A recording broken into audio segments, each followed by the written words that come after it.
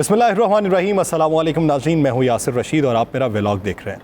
नाज़रीन, बरतानिया के तख्त पर 70 साल तक हुक्मरानी करने वाली मलिका एलिज़ाबेथ दोयम के 96 साल की उम्र में गुजर जाने के बाद उनकी शख्सियत के बारे में सोशल मीडिया पर मिदहत व तारीफ़ के कसीदे बयान किए जा रहे हैं। किसी ने उनके आबा व अजदाद का ताल्लुक मुसलमानों से जोड़ा और किसी ने मौजूदा अहद की सबसे बड़ी फरेबी शख्सियत के खिताब से उन्हें नवाजा है।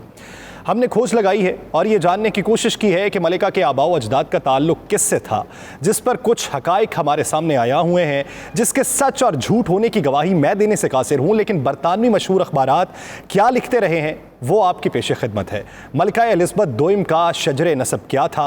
यूरोपी बादशाहों और क्वींस के बारे में सोचें तो कभी भी दिमाग में ये बात नहीं आती कि उनका ताल्लुक बनु हाशिम कबीले से था या वो अरब के फ़लाँ काबिल कदर ख़ानदान से ताल्लुक़ रखते थे। आज अगर बरतानवी या यूरोपी ममालिक अखबारात सोशल मीडिया साइट्स पर नज़र दौड़ाएं, दी डेली मेल हो या फिर दी डेली एक्सप्रेस हो, वो ये दावा करते नज़र आ रहे हैं कि मलिका एलिज़ाबेथ का ताल्लुक हमारे नबी हज़रत मोहम्मद सल्लल्लाहु अलैहि वसल्लम से जाके मिलता है।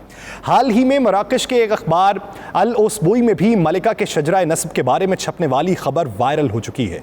मारूफ जरीदा द इकोनॉमिस्ट का कहना है कि ये वाज़े नहीं है कि मलिका के हवाले से खबरें इस वक्त क्यों मंजर आम पे आ रही हैं।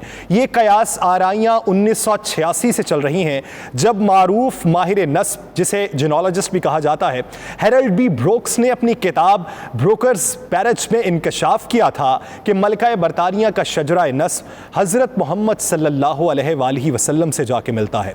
हेरल्ड बी ब्रोक्स ने उस वक्त की बरतानवी वज़ीर आज़म मार्गरेट थैचर को लिखा भी था कि बहुत कम बरतानवी अवाम ये जानते हैं कि मोहम्मद सल्लल्लाहु अलैहि वसल्लम का खून मलिका बरतानिया की रगों में दौड़ता है। हेरल्ड बी ब्रोक्स मलिका बरतानिया एलिज़ाबेथ दोयम का ताल्लुक ज़ायदा ऑफ वैली से जोड़ता है, जो 11वीं सदी में ईसाईयत कबूल करके किंग एल्फेंसो हश्तम ऑफ कास्टाइल की मलिका बन गई थी। लेकिन ये वाज़े नहीं है कि शहज़ादी ज़ायदा का हकीकत में ताल्लुक हुजूर के ख़ानदान से था या नहीं था। माहिर तारीख़ अब्दुल हमीद अल आउनी, जिसने मराकश के अखबार में आर्टिकल लिखा था, वो ये कहते हैं कि मलिका बरतानिया एलिज़ाबेथ दोयम का शजरा 43 शजरों पीछे हुजूर सल्लल्लाहु अलैहि वसल्लम के ख़ानदान से जा मिलता है। द इकोनॉमिस्ट से बात करते हुए उनका ये भी कहना था कि मलिका एलिज़ाबेथ का शजरा दो अहम मज़ाहिब के दरमियान हम आहंगी की बेहतरीन मिसाल है। आन जहानी मलिका बरतानिया के हवाले से खबरों पर बड़े बड़े आलिम दीन भी खुशी का इजहार करते नजर आ रहे हैं। मिस्र के 18वें मुफ्ती और इस्लामी स्कॉलर अली गोमा ने भी मलिका बरतानिया के शजरा नस्ब पर बात करते हुए उनके लिए नेक ख्वाहिशात का इजहार किया। ये तो मलिका की शख्सियत का एक रुख और एक हवाला है। ये भी कहा जा रहा है कि मलिका एलिज़ाबेथ ने जिस तरह 70 साल बरतानिया पर राज किया, उसकी मिसाल नहीं मिलती। वो बहुत ज़हीन थीं, रहम दिल हुक्मरान थीं। उन्होंने जदीद बरतानिया को तरक्की के उरूज पर पहुंचाया, यूनाइटेड किंगडम को जोड़े रखा, या यूं भी कह रहे हैं कि मलिका बरतानिया बहुत से बेरहम, होशियार और चालाक जहनीत की भी मालिक थीं। कॉमनवेल्थ ममालिक में ताज बरतानिया ने जो जुल्म की दास्तानें रकम की हैं, वो सब मलिका बरतानिया के जहन की इख्तरा थी। आपने बड़े इन्हमाक से ये सारी खबरें सुनी होंगी और आपकी ये जुस्तजू भी होगी कि इससे मुतल्लिक हकायक क्या हैं। लेकिन एक बात दिल पे हाथ रख के बताइए कि क्या इतने इन्हमाक और जस्तजू से आपने मादर मिल्लत मोहतरमा फातिमा अली जना की शख्सियत का खोज लगाने में लगाया? क्या मलिका बरतानिया की वफात की खबर सुनकर बरतानवी अवाम की लाखों की तादाद बकिंगम पैलेस के अतराफ देख के कभी सोचा कि मादर मिल्लत की ताज़ीम हमने ऐसे ही की थी? क्या कभी आपने ये सोचा कि अपने मुहसिनों को किस तरीके से याद किया जाता है? कभी जज़ाम के मरीजों को अपनी ज़िंदगी पाकिस्तान के नाम वक्फ करने वाली रुतफ़ाओं के इंतकाल पर उनकी शख्सियत बारे इतनी मालूमात जानने की आपने कभी जुस्तजू की? मलिका बरतानिया के आबा व अजदाद के मुसलमान होने की खबर पर मलिका के कसीदे पढ़ने की बजाय पारसी ख़ानदान से मुसलमान होने वाले के बेटे मोहम्मद अली जिन्ना की पाकिस्तान बनाने की जद्दोजहद की दास्तान सुनने का क्या आपका इतना ही शगफ रहा? मोहम्मद अली जिन्ना की शख्सियत के करिश्माती पहलू पढ़ने की क्या कभी इतनी भी खोज लगाई? मुझे इससे कोई गरज नहीं है कि किसके आबा व अजदाद ने दीन मोहम्मदी को छोड़कर दूसरे दीन की पैरवी की। मुझे इस बात की जुस्तजू होनी चाहिए कि मेरे आबा व अजदाद ने इस्लाम के कौन से रुख को देखते हुए दीन मोहम्मदी को इख्तियार किया था। हमारा गर्ज इस बात से कतई नहीं होना चाहिए कि किसी दूसरे हुक्मरान ने उसकी कौम के लिए क्या किया, بلکہ ہمارا شغف اس بات سے ہونا چاہیے کہ جنہوں نے قوم اور ملک کی خدمت کی، ہم نے ان کے احسان کس حد تک یاد رکھے؟ کیا ان کے مرتبے کے مطابق ان کی تکریم ہم کرتے رہے؟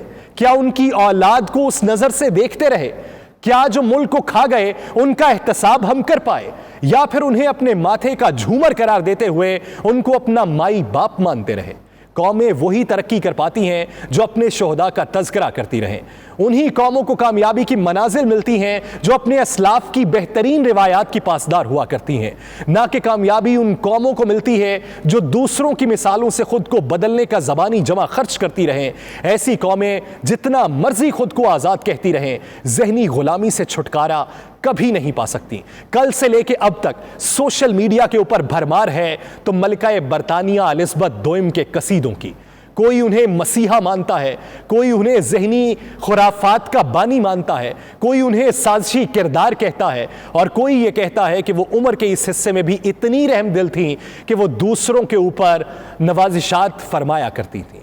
لیکن کیا ہم نے اپنے پاکستان میں بسنے والے آباء و اجداد کی تاریخ کو جانا ہے؟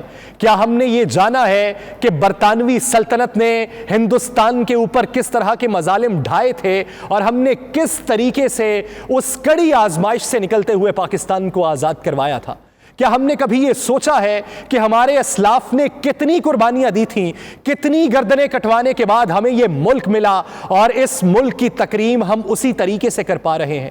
بکنگم پیلس کے اطراف میں لاکھوں کا مجمع جو ہاتھوں میں پھول تھامے ہوئے ملکہ کو خراج عقیدت پیش کرنے کے لیے پہنچا ہوا ہے، کیا ہم نے مادر ملت کو اسی طریقے سے خراج عقیدت پیش کیا تھا؟ کیا ان کے خانوادے کی اسی طریقے سے ہم تعظیم کرتے ہیں؟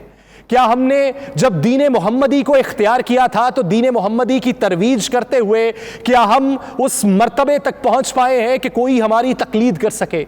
نہیں، ہمیں اپنی ذات کو بدلنا ہوگا، اپنے آباء و اجداد اور اسلاف کی روایات کو یاد رکھنا ہوگا، اور روزمرہ کی بنیاد کے اوپر کسی کے قصیدے پڑھ دینے سے، اس کا شجرہ نسب اعلیٰ خاندان کے ساتھ ملا دینے سے باتیں نہیں بنا کرتی، بلکہ بات یہ بنا کرتی ہے کہ آپ کا شجرہ نسب کیا ہے، آپ کے پاؤں اپنی مٹی پہ کس حد تک پیوست ہیں، آپ اپنی مٹی سے کس حد تک جڑے ہوئے ہیں، آپ نے اپنے دین کی ترویج کے لیے کس حد تک اس کی ترجمانی کی ہے، اور آپ کی شخصیت میں اس کی کس حد تک عکاسی دکھائی دیتی ہے۔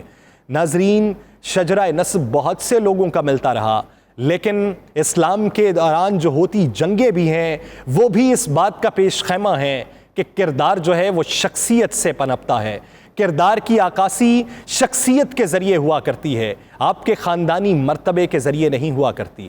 خاندان کو دیکھتے ہوئے شخصیت کی عکاسی کو آگے بڑھائیے، ذہن کے سوچنے کے اسلوب تبدیل ہو جائیں گے۔ مجھے دیجیے اجازت، اللہ نگہبان۔